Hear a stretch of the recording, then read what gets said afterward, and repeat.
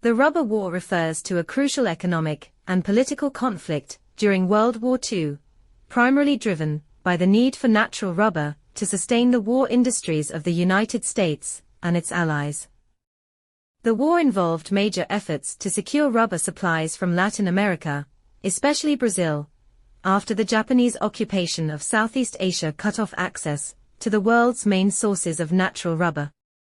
Before World War II, the majority of the world's rubber came from plantations in Southeast Asia, particularly the British Malaya and the Dutch East Indies, modern-day Indonesia. However, when Japan invaded these regions in 1942, the supply of rubber to the Allies was drastically disrupted. Rubber was essential for the war effort, used in a wide variety of military equipment including tires, seals, and insulation for wires, making its scarcity a serious issue for the US and its allies. In response to the rubber shortage, the US looked to Latin America, specifically the vast Amazon rainforest of Brazil, which was home to the native Hevea brasiliensis trees, the source of natural rubber. In 1942, the United States and Brazil signed the Washington Accords, launching the Rubber Development Program, a joint effort aimed at increasing rubber production in the Amazon to meet wartime demands.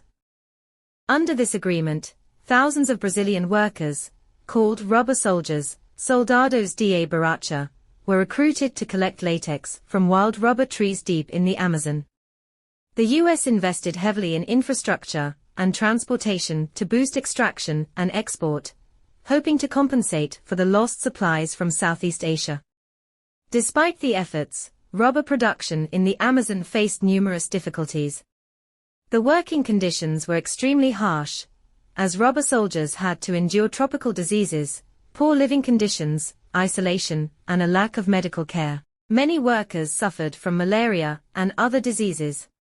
The extraction process, based on collecting sap from wild trees spread across vast areas of dense jungle, was labor-intensive and inefficient compared to the industrial plantations in Southeast Asia.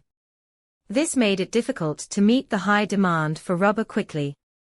Simultaneously, the US government poured resources into the development of synthetic rubber. Research and investment in synthetic rubber had started even before the war, but the Japanese occupation of Southeast Asia accelerated the process. By 1944, US production of synthetic rubber had skyrocketed, reaching levels that could satisfy most of the military's needs. The rise of synthetic rubber reduced dependence on natural rubber from both Latin America and Southeast Asia. The rubber war had a lasting impact on Brazil, particularly in the Amazon region. Many of the rubber soldiers, who had been promised land and financial support, after the war found themselves abandoned once the program ended. The influx of workers into the Amazon did little to create long-term economic opportunities, and many rubber tappers were left in poverty after the US ceased its reliance on natural rubber. Moreover, the development of synthetic rubber marked a significant shift in the global rubber industry. By the end of the war, synthetic rubber had largely replaced natural rubber as the primary source for industrial uses. The Amazon rubber boom, while important during the war, did not lead to the economic revitalization that had been hoped for. The rubber war highlights the strategic importance of natural resources during World War II and the lengths to which countries would go to secure them. It also underscores the pivotal role of technology and innovation, in this case, the development of synthetic rubber, in shaping the war's economic landscape. While Brazil's role in rubber production during the war was vital, the transition to synthetic materials in the following decades diminished the importance of natural rubber in global industry.